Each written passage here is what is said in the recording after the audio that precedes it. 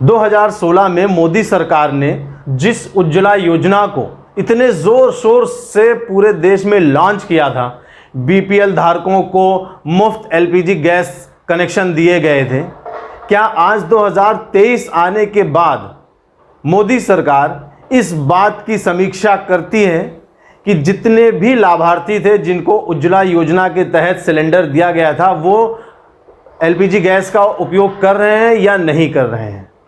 उनको ये चीज़ जानना बहुत ज़रूरी है, क्योंकि ये वो योजना थी जिसके आधार पर 2017 में उत्तर प्रदेश की सरकार बनी थी भारतीय जनता पार्टी की। इस योजना ने लोगों के मन में सरकार के प्रति एक बहुत ही पॉजिटिव सोच, बहुत ही सकारात्मक सोच पैदा किया और 2017 में इसका फ़ायदा हुआ जब भारतीय जनता पार्टी ने उत्तर प्रदेश में पूर्ण बहुमत से सरकार बनाई और योगी आदित्यनाथ मुख्यमंत्री बने। लेकिन 2016 में जिस उज्ज्वला योजना को इतने ढोल बाजे के साथ लॉन्च किया गया था, वो योजना आज कहाँ है? उसके जो लाभार्थी हैं, क्या आज वो सिलेंडर का, गैस का उपयोग कर रहे हैं या आज भी वो चूल्हे में खाना बना रहे हैं? अगर मैं मेरी आंखों देखी बात करूं तो मेरे गांव में जितने भी बीपीएल कार्ड धारक थे जिनको एलपीजी कनेक्शन मिला था उज्ज्वला गैस योजना के तहत, उनमें से 90% लोग, कहने को तो मैं 100% कह सकता हूं, लेकिन किसी भी बात के लिए 100% कहना थोड़ा लाजमी कम होता है, इसलिए मैं 90% का उपयोग कर रहा हूं। 90% लोग सिलेंडर को एक कोने में रख दिए हैं।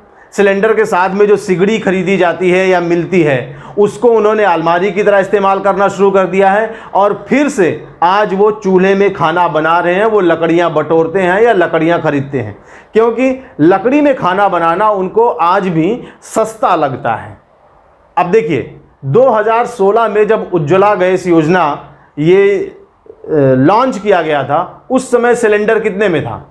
एक सिलेंडर की कीमत लगभग 460-470 रुपए के आसपास थी। आज वही सिलेंडर 1200 रुपए का मिलता है, मतलब लगभग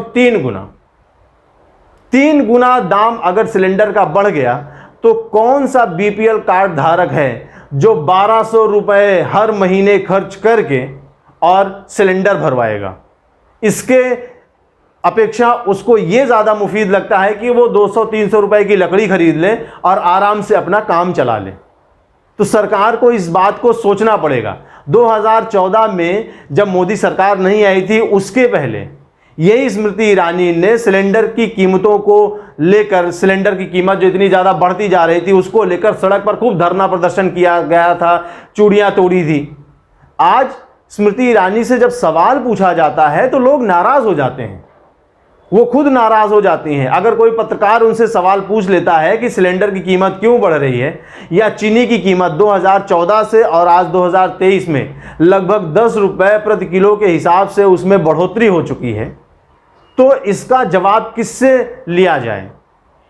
डीजल पेट्रोल के दाम इतने लगातार बढ़ते जा रहे हैं।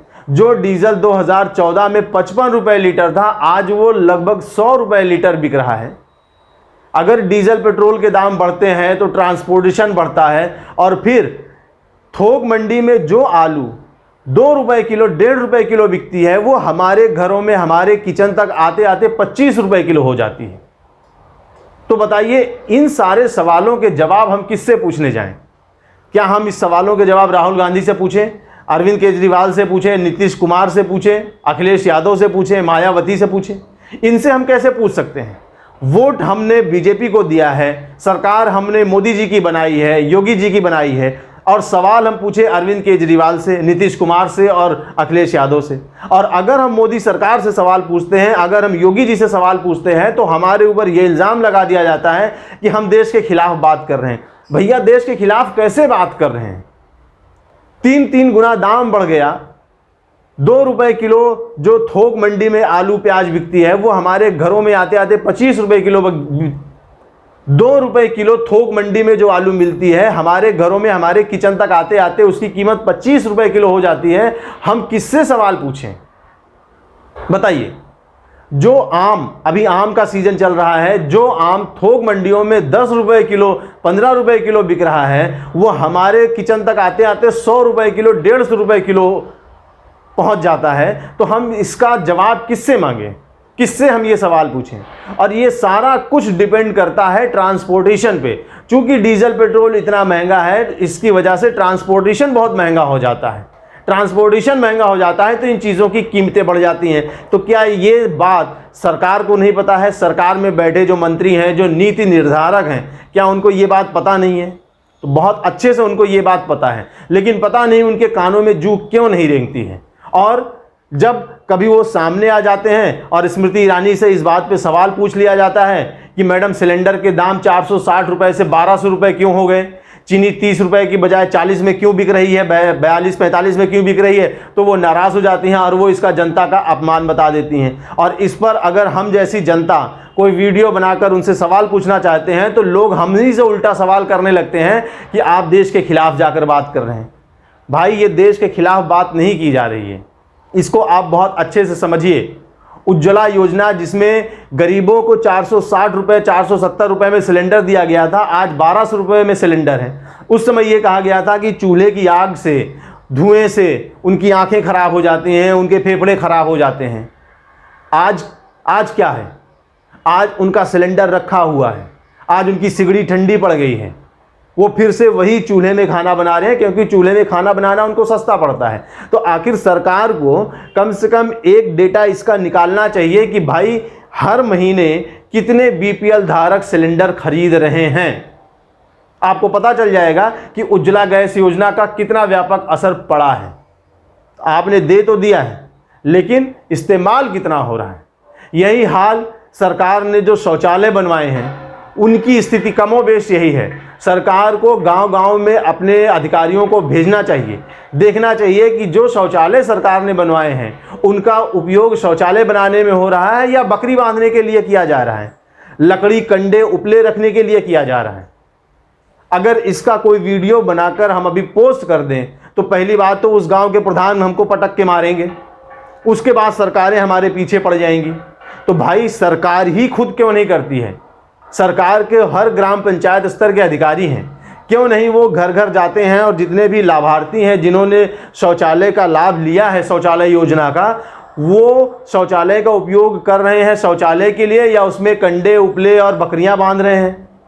तो ये चीज़ों की जानकारी जुटाना किसका काम है?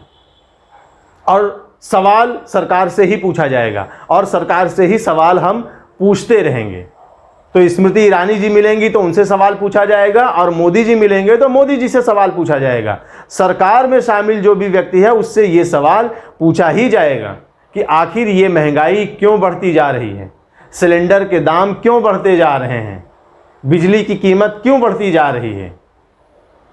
सवाल पूछना हम जारी रखेंगे, सवाल पूछना बंद नहीं करेंगे। महंगाई पर काबू रखना ये सरकार का काम है और महंगाई जब बढ़ती है तो सबसे ज़्यादा पिस जाता है मध्यम क्लास का आदमी, मिडिल क्लास का आदमी, क्योंकि जो निचले तबके का आदमी है वो तो चूल्हे में खाना बना लेता है। जो हाई क्लास हैं उनके लिए सिलेंडर चाहे 1200 में हो चाहे 12,000 में हो, उनके लिए कोई फ़र्क ही नहीं पड़ता है। उनको क्या फ़र्क है? जो बड़े बड़े उद्योगपति हैं उनको तो पता भी नहीं कि उनके घर में कितने सिलेंडर हर महीने इस्तेमाल होते हैं, या अगर गैस पाइपलाइन लगी हुई है तो कितने यूनिट गैस हर महीने इस्तेमाल हो रही है। इससे उन्हें कोई फ़र्क पड़ता नहीं है, क्योंकि ऊपर वाले ने उनको बहुत सारा पैसा दे रखा है। लेकिन हम जैसे मिडिल क्लास लोग जो किराए के घरों में रह रहे हैं, ना हम चूल्हा जला पा रहे हैं, ना हम इतना ज़्यादा महंगा सिलेंडर खरीद पा रहे हैं, तो हमारे सामने तो दुविधा पड़ जाती है। तो मजबूरी में हम बाकी चीज़ों की कटौती करके और सिलेंडर खरीदते हैं या गैस पाइपलाइन का इस्तेमाल करते हैं, तो मजबूरी में उसका बिल जमा करना पड़ता है।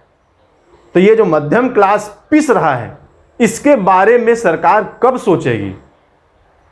यही मध्यम क्लास है जो आपको वोट देता है, आपकी सरकार बनाता है।